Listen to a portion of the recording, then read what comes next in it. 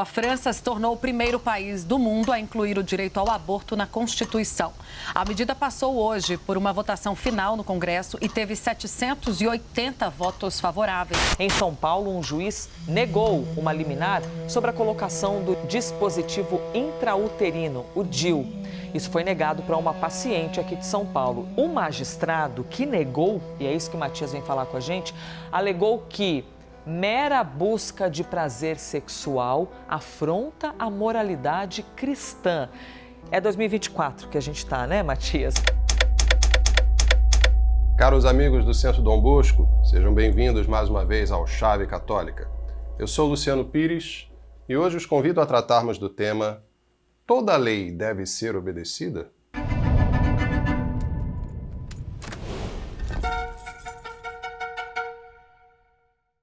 Pouco tempo atrás foi noticiado o caso de uma mulher cuja solicitação de aplicação de um dispositivo intrauterino, o famoso DIU, uma modalidade de contraceptivo, foi recusada pelo Hospital São Camilo, uma instituição católica de São Paulo. Justamente neste ano de 2024, trazendo a moralidade cristã como um argumento justamente para embasar o fato de o Hospital São Camilo ter negado a autorização para que essa mulher colocasse o DIU na instituição. A recusa, obviamente, se funda em catequese básica, referente ao 6º mandamento da lei divina, guardar castidade nas palavras e nas obras, uma vez que a contracepção fecha o ato sexual à vida e promove a desordenada desvinculação entre o prazer sexual e sua amorosa finalidade procriativa natural.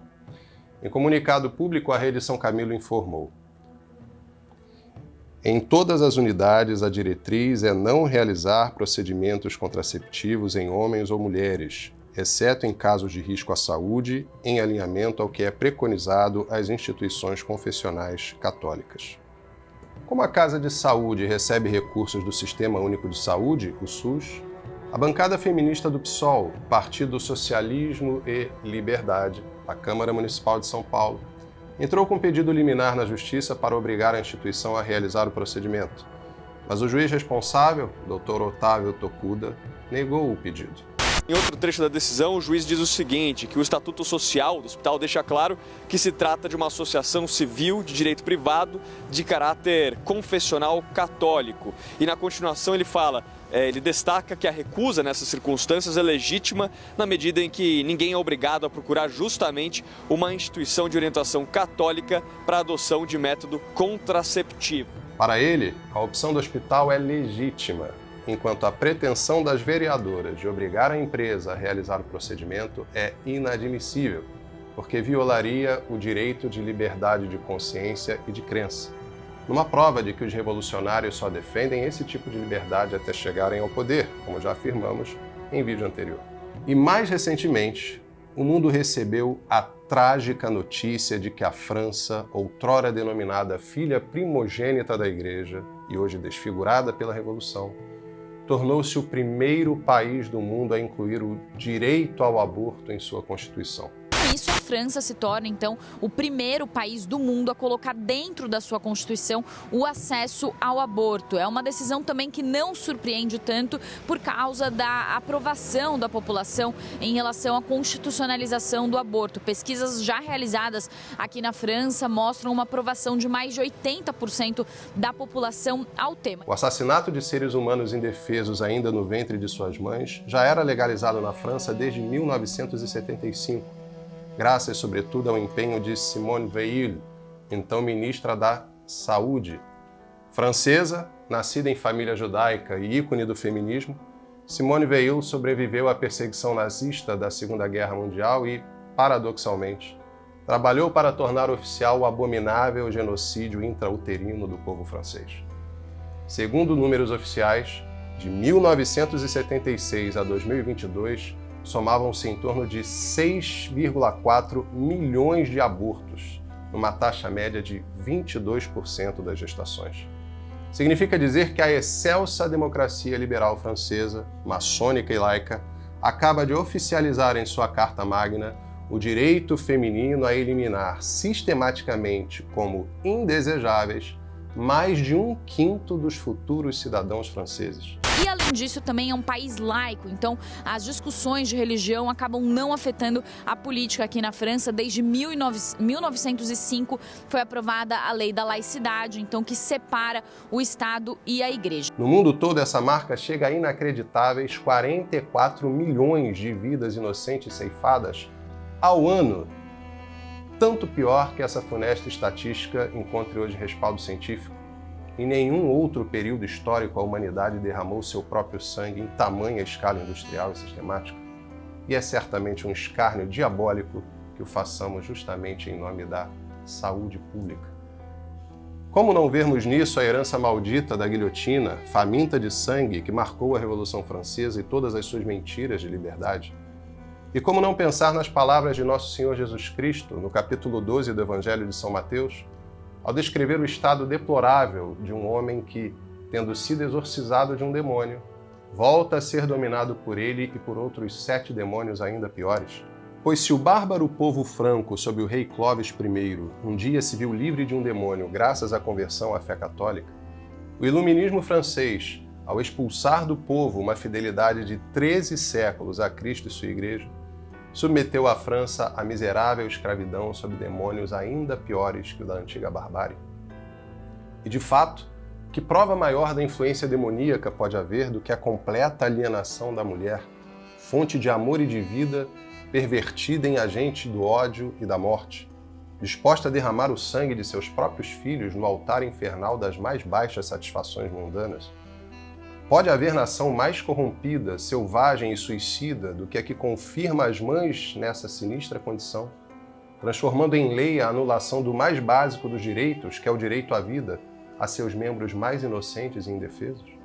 Ocorre que os 2 eventos até aqui descritos, embora separados no tempo e no espaço, estão profundamente interrelacionados, pois o abortismo é o desfecho lógico da mentalidade contraceptiva suficientemente exercitada ao longo do tempo. Assim é que a ministra da Saúde, Simone Veil, antes de emplacar sua lei macabra em 1975, disseminou políticas públicas pelo direito feminino à regulação artificial da fecundidade.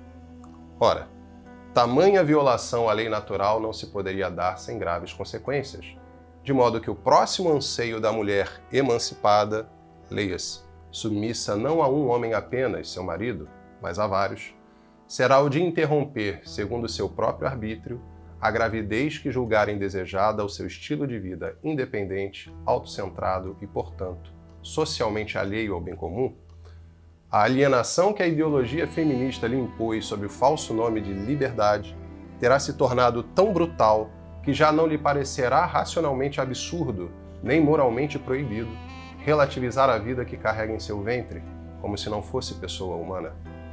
Além disso, tanto a pretensão de se obrigar um hospital católico a aplicar um dispositivo contraceptivo, como a imposição constitucional do aborto como um direito que não reconhece a dignidade humana do abortado, são expedientes que se valem do aparato legal do dito Estado Democrático de Direito para se fazer e implementar. Nestes casos específicos, pretende-se impor com força estatal que sejam violados o 6º e o 5º mandamentos da Lei de Deus, respectivamente. Assim, aos católicos impõe-se a questão: somos obrigados em consciência a obedecer a tais determinações humanas, contrárias às determinações de Deus, ainda que emitidas por autoridades legitimamente constituídas?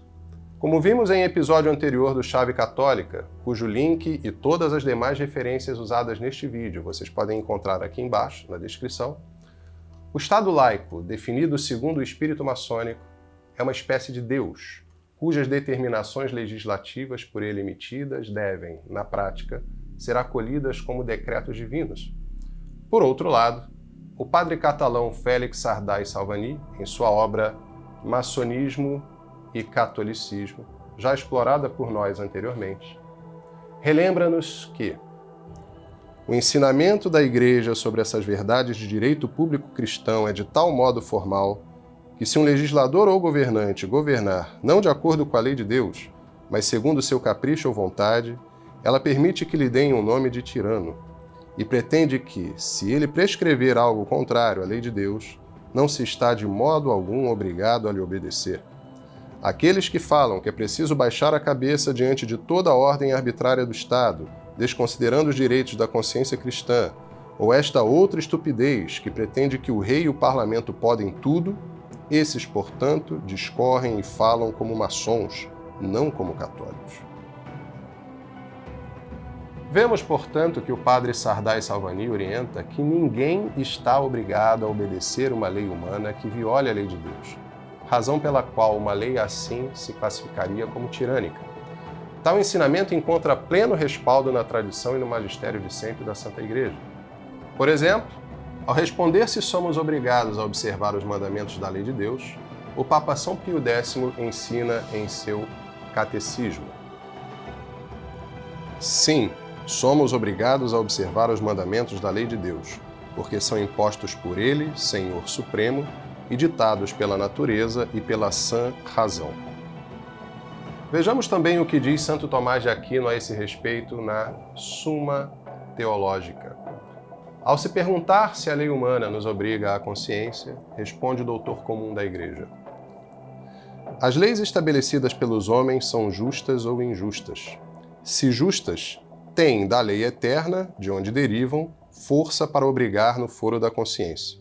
Por outro lado, as leis injustas são antes violências que leis, pois, como diz Santo Agostinho, não se considera lei o que não for justo, por onde tais leis não obrigam no foro de consciência. Tais as leis dos tiranos, obrigando à idolatria ou ao que quer que seja contra a lei divina. E tais leis de nenhum modo se devem observar, porque, como diz a Escritura, importa obedecer antes a Deus que aos homens.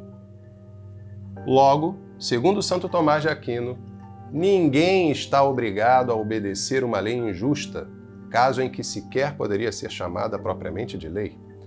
Ainda a esse respeito, vejamos o que diz o Papa Leão XIII em sua encíclica Sapientiae Christianae, de 1890. Seria crime negar obediência a Deus para dá-la aos homens. Seria delito infringir as leis de Jesus Cristo para obedecer aos magistrados, ou violar os direitos da Igreja sob pretexto de guardar as leis de ordem civil. Essa resposta que outrora costumavam dar Pedro e os demais apóstolos aos magistrados, quando lhes ordenavam coisas ilícitas, devemos repeti-la todos os dias muito resolutamente em circunstâncias iguais. Não há melhor cidadão, quer na paz, quer na guerra, do que o cristão que o é de fato.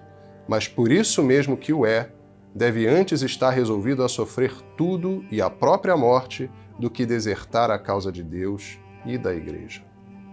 Além disso, notemos que, embora reafirmando o dever cristão de reconhecer e respeitar as autoridades legitimamente constituídas, o Santo Padre assevera o dever cristão de desobedecer o poder civil no que este pretender contrariar as leis de Deus ou da Igreja. Sagrado é, pois, para cristãos o nome da autoridade pública, por verem nela, ainda quando reside em sujeito indigno, algum reflexo e semelhança da majestade divina.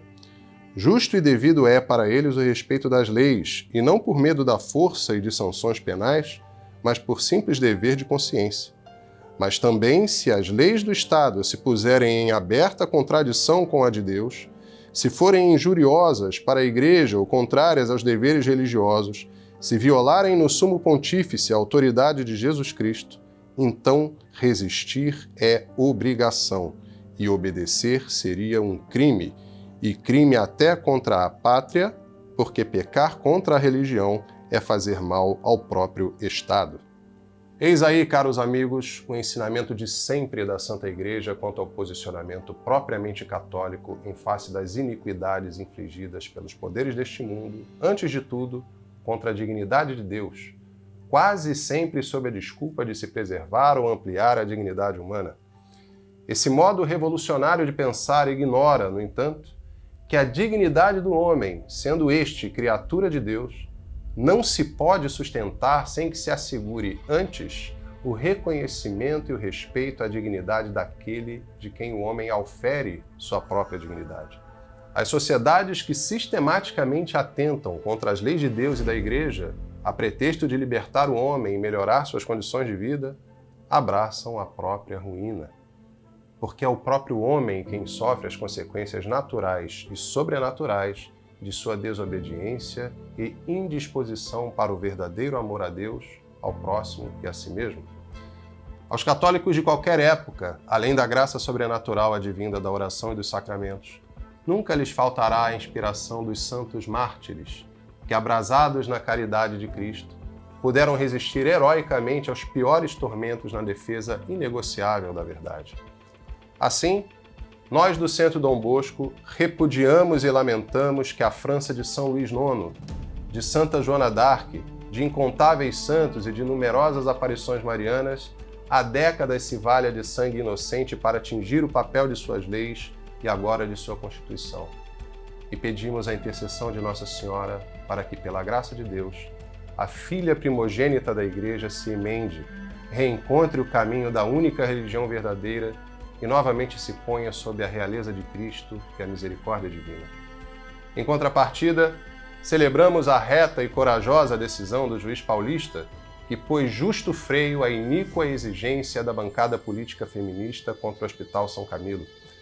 Que Deus o cumule das virtudes da justiça e da fortaleza, bem como o preserve no caminho do bem, da conversão e da salvação eterna. Gostou deste vídeo? Então curta, comente e compartilhe entre seus amigos. Peço também que reze por nós. E se deseja contribuir para mais iniciativas como esta, acesse membros.centrodombosco.org e torne-se você também um membro patrocinador com qualquer valor mensal.